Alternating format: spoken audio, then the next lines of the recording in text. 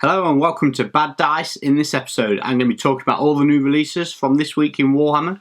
It's a couple of days late on this show, and that's because it's my little one's birthday this weekend. It's Lily's second birthday, so we've been partying in the garden all weekend long actually. So I've only just got around to getting this review together. So I've got for you the Dominion of Chaos Battletome. I've also got all the new releases from this week's White Dwarf, which I've got in front of me too. And we're just going to have a chat on what's new, what's coming in next Saturday when you can get your hands on it, and my thoughts on some of the things as well. Because there's still plenty going on. This summer's just been mental for Age of Sigmar releases, and this weekend's no different really. So first off, this Dominion of Chaos Battletome, I really like it. It's you can see if you're watching the YouTube video. If you listen to the podcast, you can actually go to the website, that's baddice.co.uk, and check out all the show notes. They've got photos of the book on there. And it's also on the Games Workshop website. And the basic premise of the book, or premise of the book, is the fact that there's a new Realm of Battle table out, and it's got rules for how to use that table in your games. And what's really cool about the book is not only that, but it's got all the war scrolls for all the various types of scenery that's already available in the Age of Sigmar. And you can get all this already on the Age of Sigmar app. There's the Realm Gates, the Numinous Oculum, the Dragon Fate Dais, and things like that. They're all in the book. There's a war scroll for them, and there's also war scroll battalions. So if you want to take certain combos of maybe 2 Realm Gate sets, so it's 4 Realm Gates and an Oculum, then there's ways to play that in the game, and controlling different Realm Gates will give you different abilities. If you've got a wizard on one and a priest on the other, then you control a board section on the new Realm of Battle tiles. So there's some quite interesting combos on how to get more from your scenery in the game really, which is just a fantastic thing. I think the scenery in Age of Sigmar is just the best we've ever had it, in both terms of models and rules. I know a lot of people don't like the mystical terrain chart, and I hate mystical terrain. I just hate mystical terrain. But I think generally, as a whole, it's more interactive, it's more usable, it's easier to play with than it's ever been in any edition of Warhammer. And this new book, the Dominion of Chaos, gives you some more info on how to get the best from that. On top of that as well, there's actually some really cool things in the book. Some fluff, new sections of fluff about some of the battles that are going on over this terrain. There's also a whole bunch of new battle plans which themed around capturing certain bits of terrain, and also artwork. Now there's an Architect of Chaos battle plan with a bit of artwork, and you can see on the artwork that there's a Numinous Oculum on the top of a mountain, and the whole fluff around it and the battle plan around it is capturing that Numinous Oculum. So it's quite an interesting way to, it can relate to match play, but more than narrative play style of playing, of how to make these terrain pieces a key feature of your game. And when they're on the table, they are really a key feature of the table, so why not make them more interactive with the rules, make the games more about them. It's a good way of going about it, and I'm a massive fan. So that's the Dominion of Chaos Battletome. Now, some people might say, why do I need a hardback book to play my games and my scenery? The completionist in me says you need to get it anyway. But also, it's only, I think it's £20 English money, so it doesn't break the bank. You've got all your war scrolls in one place, and yes, you can have them in the app, but I know some people don't like that. And just for the fact that the war scroll battalion's in there for the different scenery types, I think that's well worth the 20 quid on its own. So yeah, I'm a big fan of that Battletome. I'd certainly be, if I didn't have it already, I'd certainly be looking at picking it up, which is odd considering the last one that came, which was the Chaos Fortress kit, I didn't get the Battletome for. And I think what it is with that one is the fact that it's just the fortress. There's too much of it. It all looks the same to me. I bought a kit, not the Malefic Gate. I bought the Hell Fort. I think just the Bastion, Chaos Bastion. See, there's that much. I don't even know the names, and I'm literally all in on Age of Sigmar, and I still don't know the names of it. But I think for me, there were too many pieces that were too similar to really warrant buying a load of it. Whereas I can see how that's also a law of it, where you want a whole table full of the same stuff, but I like the variety you get from the other Age of Sigmar pieces. So I only bought one so far of the Dreadfort terrain. I will add to it. I had the Malefic Gate kit, so you get the gate, a big tower, I think it's the Bastion or something, I had it all in my hand in Games Workshop Derby last week. It was £175 and I very nearly bought it. I really wanted it, but I resisted. And instead, I've spent all the money on bases. So that's the other thing that's being released. To go with the Dominion of Chaos and the new Realm of Battle table, there's actually a new range of plastic bases. Now, we saw these for 40k recently, and I've got the White Dwarf here. These are actually the Shattered Dominion bases to go with the board, and they look fantastic. What I was a bit disappointed in with the White Dwarf was the fact that there wasn't many examples of them in the White Dwarf, which were just painted in a simple colour scheme. All the colour schemes they've used in White Dwarf are all really colourful and bright. They've got a page of how to paint your different types of base, showing you, you can do jade tiles, Sigmarite gold tiles, white sandstone. So some of these are a bit more basic, but I was just thinking of painting them like brown or mud, or just a stone colour, and seeing how they came out like that with just a ruined temple effect, rather than the bright, vivid turquoise and gold colour that are on the box art. So that's what I'm going with, and I picked up mine from Element Games, so I got a bit of discount, I think 20% off on release week, and 80 quid's worth. I had 2 of the 25 and 32s. I had 1 set of the cavalry bases and 1 set of the lodge base toppers as well, and so I got the whole set. I'm really looking forward to them. I'm going to base my Dark Elves now, and I think I said last episode or the episode before, my Dark Elves just off camera, I'm actually on my painting table or in my painting area, and they've gone from the loft to my display cabinet to my painting table, so they're getting closer. And I'm going to use these bases on my Dark Elves. I'm even going to put a bit of snow on them, I think. And I'm going to get them on the table on this new base. What I'm looking forward to is getting all the bases magnetised and then magneted to a metal sheet and then spraying them all with spray cans in one go. And hopefully that'll be a really quick way of speed painting them and getting them on the table. So that's the new bases. Now, I say the releases are coming thick and fast, and they really are, because in addition to the new Realm of Battle, the Battletome, and the bases, there's some more stuff this week, and that's the start collecting sets. There's actually 5 new start collecting sets. See if I can remember them off the top of my head. Honestly, no show notes for this. So we've got the Sylvaneth, where you get a Tree Lord, a load of Dryads, and a Branch Witch. We've got the Oryx Ironjawz, where you get Gore Grunters, a Weird Boy, and some Odd Boys. We've got the Bloodbound set, which I can't remember what's in that.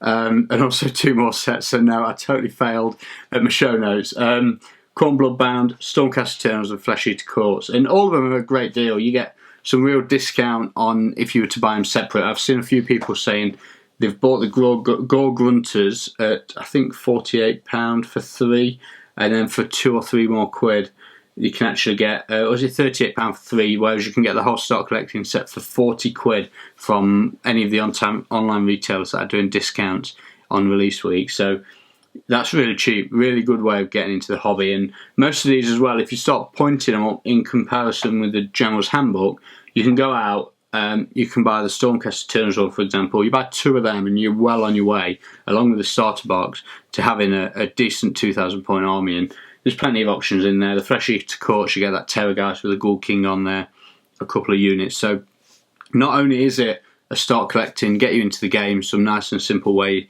of building some units, it's actually a solid foundation for a really good match play army. And I'm a big fan of these. What I'm not a big fan of is being tempted into starting more armies. I'd really like to do the Ironjawz. The yellow core scheme on the front of that box is really getting its hooks into me. And I think that's about... Oh no, we've got another one. We've got Lord of Undeath, so there's a novel as well. So it's Realmgate Wars, Book 10, Lords of Undeath. It's about Nagash and his Mortarks. I'm actually going to read this on holiday.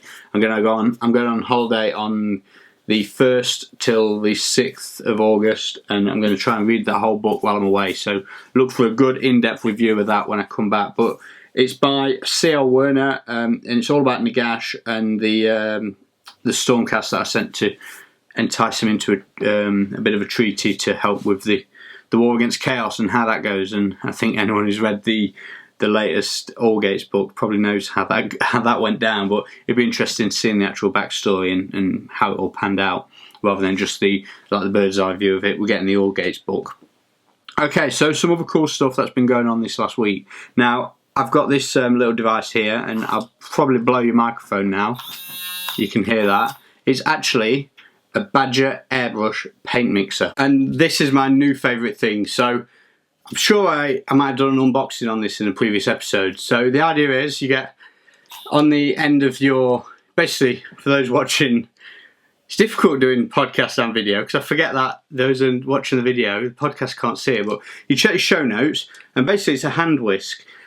You've got a bit in your hand which got a battery in it and a switch on it, and sticking out of that you've got like a 6-inch metal rod with just a small little flat bit of metal on the end that looks like a downsized 20p piece. It fits straight into the top of a Games Workshop paint pot.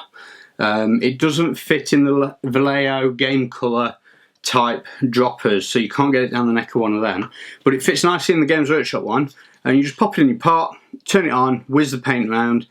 I actually build a little cone of paper around it, so I can actually get it in my hand with the paper all wrapped around the paint pot and the brush in, so it doesn't splatter me, because although it is fairly good at not covering you in paint, it's not that messy. It's still a bit messy. So with paint it is either a bit messy, which is very messy, or not messy at all, which is no paint drips. There's kind of no in between. If you get a drip of paint on you, whether it's a small one or a big one, it's still a nightmare. So yeah, I shroud it all in paper, whiz it round, and that's basically, it's putting new life into all my clogged up paint. If something's really hard and solid, you probably won't save it, but anything that's on the way to being a throwaway, it can probably rescue, and it does a really good job of that. So that's my Badger paint. It's an airbrush paint mixer, but I use it for rescuing my knackered paint pots, and it wasn't expensive, £5, something like that, maybe a tenner. The other thing I've been doing, I've been painting to a whole new standard, I'd say. So I've been actually painting a Forge World Youngbloods Golden Demon trophy. So it's the trophy that the Youngbloods entrance would win at Golden Demon instead of the Demon. I actually thought it was just a Goblin bust that Forge World sold, but I've been corrected on that. I picked him up to just try and learn some new painting skills, let's say. I get the impression that there's a way to hack Golden Demon and, you know, go from being a complete, I wouldn't say a noob, because I've been painting a long time. I'm not bad at it. I'm not anywhere near a high standard painter. I wouldn't ever put myself in for a painting contest and expect to win. But I do think there's a shortcut to be in maybe the top 5% of painters, in certainly amongst the best painters in your own painting groups, just by doing some easy tricks, some easy to learn techniques. And I'm having a go at that with this new Forge World bust. So if you listen on the podcast, all the images of this on the show notes. You can also see it on Twitter. If you're on the YouTube, I'm going to post some videos on that, some pictures of that as well. So some of the things I've been trying, I basically started, because anyone who doesn't know what a bust is, it's just like a head and shoulders of the model that you're painting. So this goblin's like 4 inches high. Its face is probably an inch of face, so it's a big flat area. It's really detailed. I've started with basically learning how to paint flesh, with getting, rather than just being orc flesh, to me would have been green base, green wash, base again, highlight, maybe 2 highlights, and that's it. But painting it on this scale and deliberately trying to learn new techniques, I've been looking at different colours that you need to add in to make it more realistic. In the crevices down the side of your nose, under the chin, shading around the mouth. The eye holes are really, if you can add colour to all the shades, so green shading with purple and adding reds and yellows and things like that. And I painted it all pretty much. I did a video on Twitter. It's the runniest paint I've ever used. Everything's like, I'm out of the pot shade, that sort of runny, even when I'm painting with normal paint. So I've been really watering it down, laying it on really thin, blending the layers with water. I'm not using airbrushing, I'm not using any really advanced techniques other than thinning my paint, mixing it with water, and building up the layers very, very gradually. But I also think I'm painting quite quickly. So when you say people are painting 80-hour projects and all the rest of that sort of thing, and the standard I've got is Phase 2. It's better than anything I've ever painted. I don't think it's Golden Demon standard by a long stretch, but I'm really happy with it. But I've only spent 2 hours on the face itself. So And this is a big model. On a smaller model, I think I can get that down to about half the time to the same standard. And I'm really happy with the effect. And as for hacking Golden Demons, the winners themselves have told me it's not possible. You just have to put in the time, do the practice, and that's if you want to get the results. But I actually think you can hack it quite a bit. I think you can start by hacking the lessons, looking at lessons of what these guys have painted themselves, and also reading the blog posts that they've posted themselves. And a lot of the work that you might do with brush in hand practicing, you can do in 1% of the time by reading blog posts on it and actually thinking about what you're going to be doing before you're doing it. So reading up, doing your research, listening to podcasts, watching videos, and then picking the brush up and trying to do that. And if you've given yourself a massive head start already, I think you've already got a big hack in that system already. People like Aironjawz, who are on Instagram posting up tutorials all the time. He actually sells tutorial videos and books and things like that. So get yourself any of them cheats and tips and hacks you can, and have a go, paint some models. And this is what I'm doing. It's the first time I've ever tried to paint using these advanced techniques, and a new outlook on looking at the models, I suppose, is one of the things I'm doing. And I'm really enjoying it. It's a lot more satisfying than I was expecting. I was expecting it to be really frustrating, but it's actually really rewarding when you look at something that you don't think you'd be able to achieve, read up how to do it, and then actually go and do it following some steps online, and then seeing the results you've achieved. It is very rewarding. I'm really enjoying it. So that's my Goblin bust. I will be posting photos of that everywhere. If you've already seen my my Facebook, Instagram, YouTube, anything else, Twitter this week, you've probably seen photos of him already. But yeah, I'm really enjoying him, and hopefully I'm going to try and get him done for the Golden Demon at the Age of Sigmar Open Day, but that's only 3 weeks away, and I'm on holiday for a week in between then and running a tournament, so I might not manage that. Other than that, I think the Facehammer GT, which is running in September, which is still October maybe, which has still got tickets available, going to be running painting contests there, so I'm going to try and get him done in time for that one, but we'll have to see. Fingers crossed I can get him finished, and that's the main point. I'm not fingers crossed I'll win something. I'm not expecting that at all. Fingers crossed I can get him finished and get him entered, and hopefully get some feedback on him at the event as well, which is one of the main things. The next hack is getting one finished and then getting feedback and using that feedback and really applying it, rather than just painting blindly for the next 10 years hoping to improve. I'm really looking for a shortcut to get some good results. So that's him. So what else is going on? I'm looking around because my painting table is just destroyed. There's stuff everywhere. There's literally a small patch just in front of me where I can just put my hands, and I've got my mouse on my computer, and it is carnage. But I've been painting. The other thing I've got on this table, which makes it really easy for painting, I've had a new painting stand from hobbyzone.pl. Now, I mailed them and said I'm building a new hobby room in my garage, and I am. It's going to be my messy paint area, so I'm going to be getting airbrushes, things like that in the garage, and terrain building, that sort of stuff. And I wanted a hobby station I could have on my desk upstairs, or I can carry downstairs and take into the garage. So there's a couple of things that I needed to do. One, needed to fit downstairs when I was carrying it, and this one just does. It's the biggest one they do, with handholds at the sides. I can get my hands in and walk down the stairs. Mine's, I've not put the side attachments on it, so that's probably why it does fit, but I could always take it long ways and it would fit down the stairs if I turned it long ways.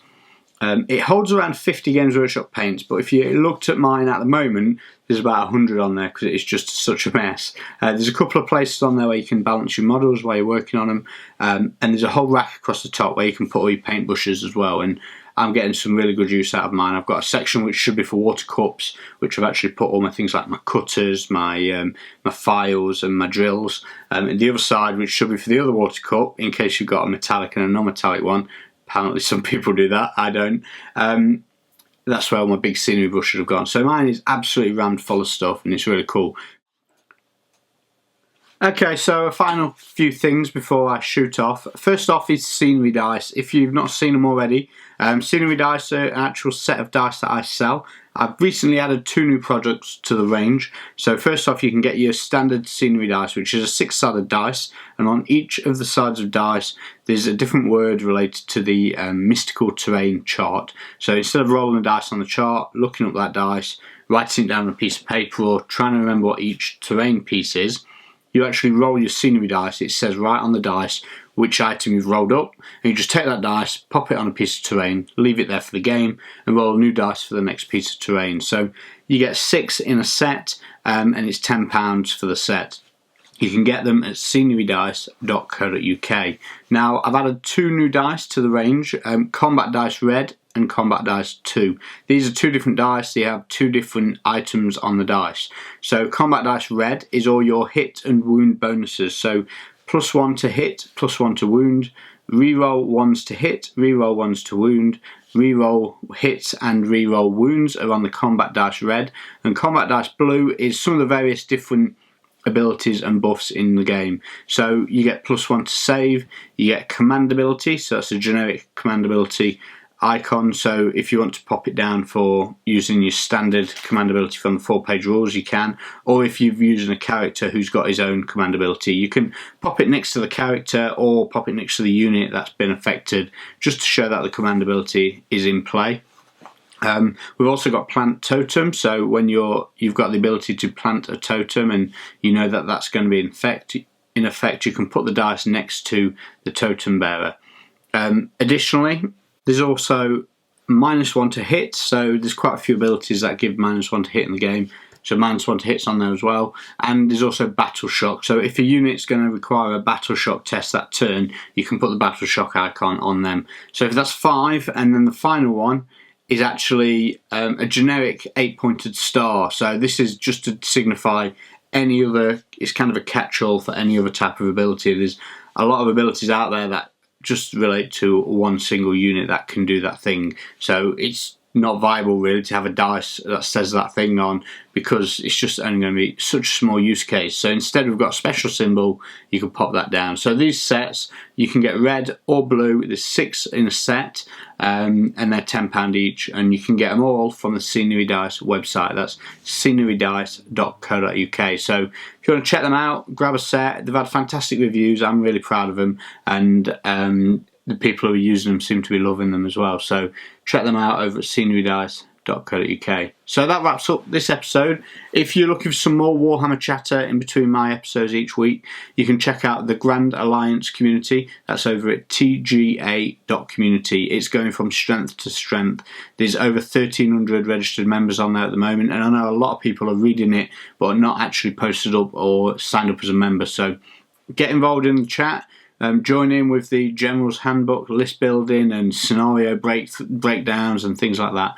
This week there's actually been all the battle plans from the whole of the world that was End Times series have been converted into Age of Sigmar style battle plans. One chap has done the whole series and he's posted them up on the Grand Alliance forum to download. It's fantastic, and if you were really into all the various End Times books and never got to play through the battle plans or the scenarios as it were then, before we switch to Age of Sigmar, you can now pick these up, play them around bases, and I'm sure it's going to be a lot more fun. So that's it. That's over on the Grand Alliance community, and that's my highlight of the week from that site. So check it out. Well, thanks very much for watching. If you're listening on YouTube or watching on YouTube, don't forget to subscribe. You can also subscribe to the podcast. You can find us on iTunes. All the links to anything I've spoke about in the show notes on baddice.co.uk, and we'll see you all on next week's episode. Thanks for watching.